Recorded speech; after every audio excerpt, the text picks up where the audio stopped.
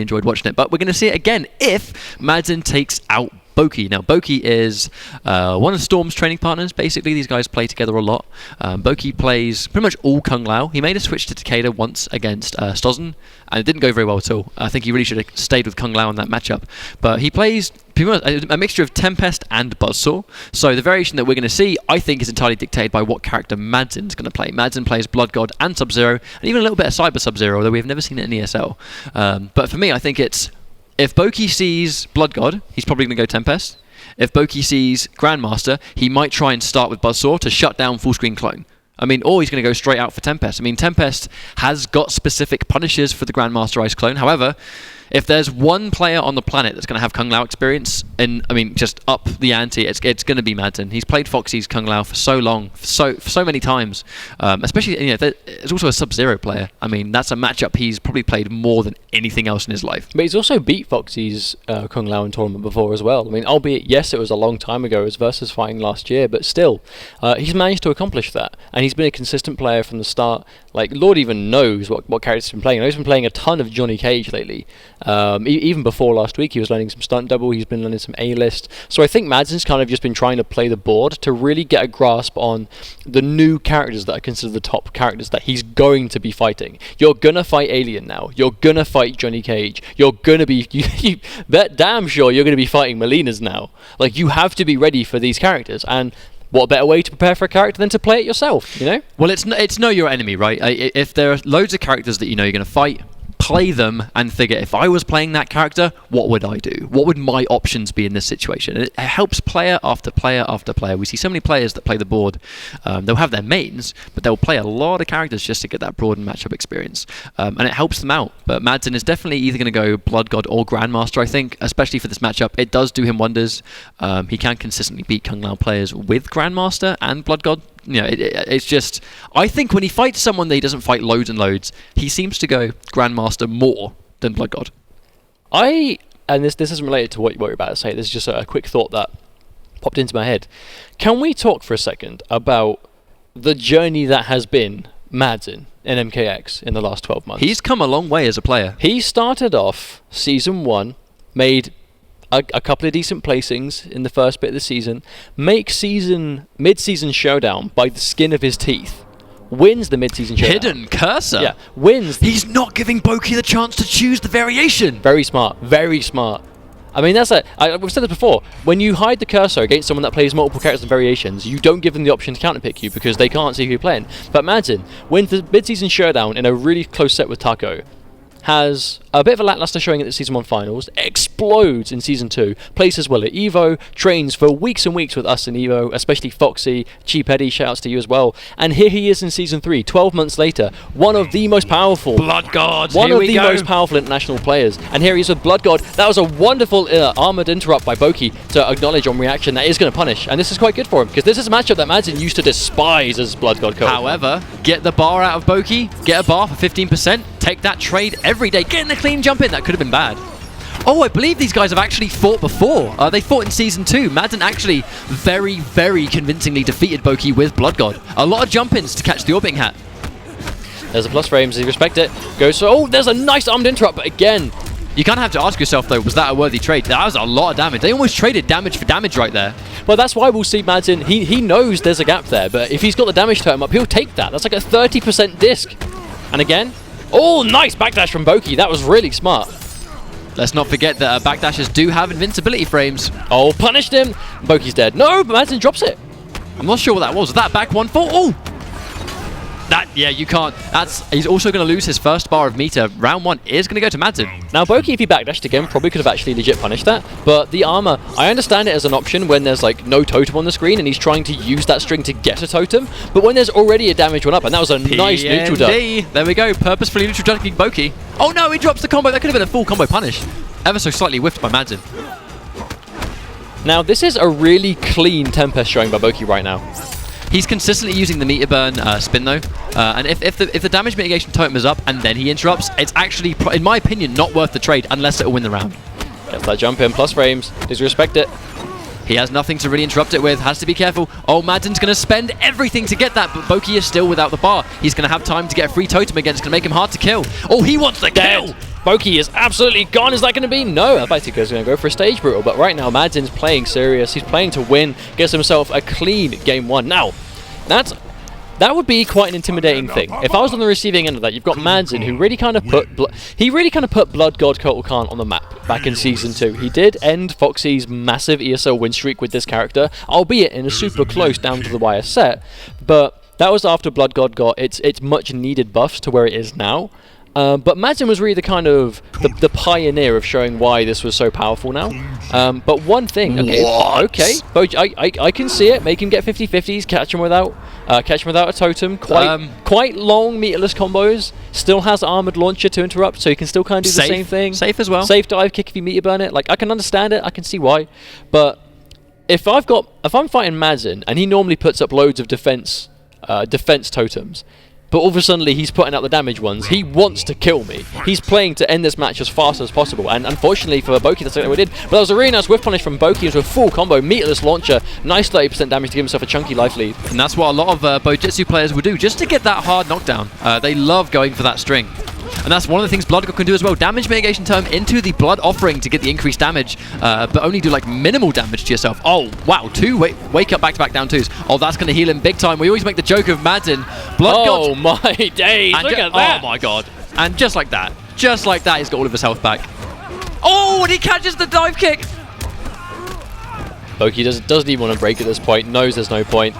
No, you're not going to make a comeback on a damaged totem Blood God at this point. Takes the round, Madzin. Boki playing really well though. Can't fault him at the moment. We always make the joke that Blood God Kotal Khan is one of those old school arcade bosses that when you take away one health bar, there's just another one. Like, that's what Blood God does. Like, he's so hard to kill. So this is his green health bar. Underneath that one's the blue one, then it's the yellow one, and then it's finally the green one. Injustice sends their regards with the double health bars. Oh, trip guards with the down 4. Oh no, Boki just a bit of a desperation reversal right there. Oh, whiffs it by 2 pixels.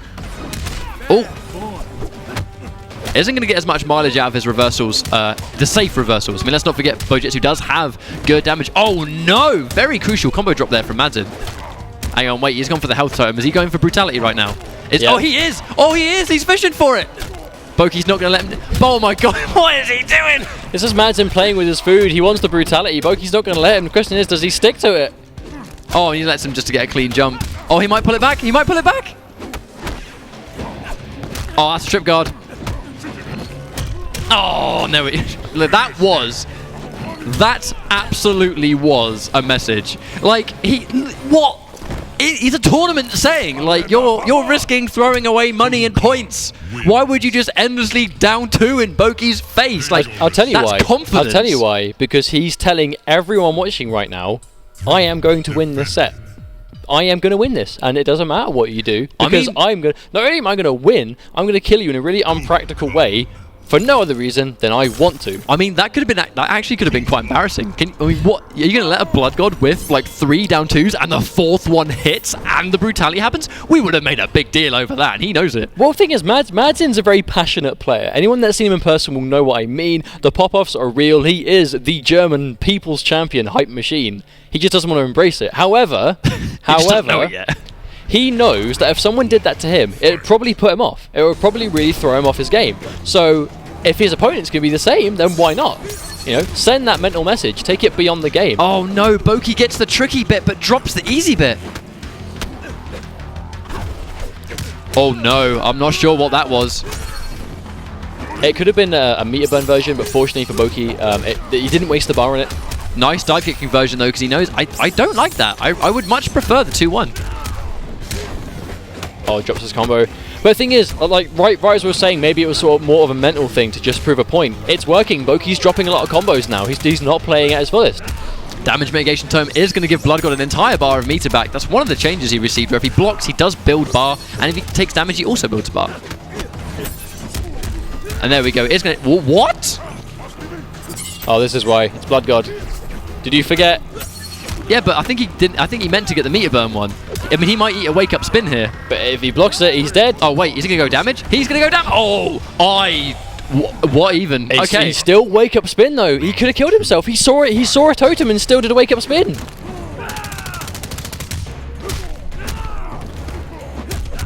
Oh, Madzin's not respecting it. Oh, and he tries to go for the damage mitigation and whiffs the down 2. That's a very costly mistake.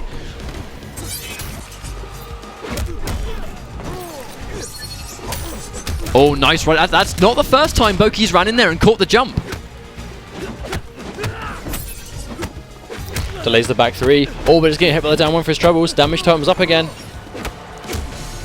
Oh, to get the stagger. Nice down 1, but that's going to hurt big time in just a simple 5-hit combo. Oh, no. Wake up spin by itself. Nice whiff punish. He's going to have to make this count, but the damage mitigation is active, so he's going to have to hit him a couple more times.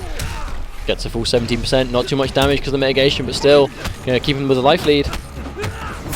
Boki is definitely going to press this advantage. Oh, and he lets him get away with it. Nice throw tech just to push him still in the health ray. Keeps himself alive, but at what cost? Block breaker. Smart stuff from Madzin.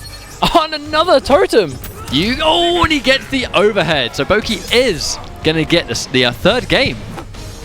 Now, can we talk about how clutch Madzin was at the end? Block breaker, we never see that. Totems at exactly the moment he could just squeeze one in where he was allowed. The sun rays, but Boki he didn't let it put him off. He was just relentless. He kept going in and in and in and in and in. Because he was putting up totems, because he was putting up sun rays, he was losing his opportunity to stop it. But Madzin, is he going to go straight to Grandmaster? He's thinking about it. I still think his Blood God could win. He just made a couple of bad calls right there, but he is going to go for Grandmaster. And that's the thing. When you play Blood God and Grandmaster, they are two entirely different characters. So when you're fighting him in a set, I mean, you're so mentally comfortable fighting against a Blood God, and then he just completely switches it up and goes for Grandmaster. I mean, how do you adapt to that on the fly? One game? I mean, that's why. He's given him one game to adapt. Oh, he's going to bag the first hit. Boki is going to do it. Oh, here we go. He's going to get good damage right now. Pushes him into the corner. I must admit, I really like how Boki's just opted to stick with Kung Lao, with Tempest even. He's definitely playing very clean right now. Oh, Madzin challenging it. I mean, the Meteor Orbing Hat is not as plus one block as it used to be. Oh, nice dodge there from Boki. Good maneuverability right there. Oh, and he tries to get the jump in, but it does whiff it. I love that advancing forward too, just to chew that clone up. Oh no! Oh no, that was fortunate for Boki, but a nice hit confirm as well. Down to finish again. Not quite sure why, but it is working for him. Very nearly a round away from tying this one up, and that was a nice head-to-head dive kick. Boki's definitely decided to wake up, and Madzin's going to have to really... He's going to have to turn the dial up. I mean, what he's doing right now is not working.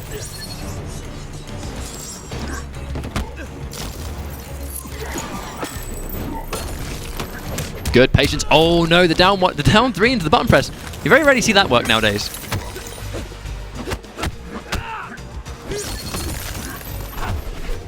Oh no, there we go. Madzin with the whiff punish. Could have been a full combo, but he isn't going to quite take it. Nice standing one just to knock him out. Definitely a good trade for Madzin right there.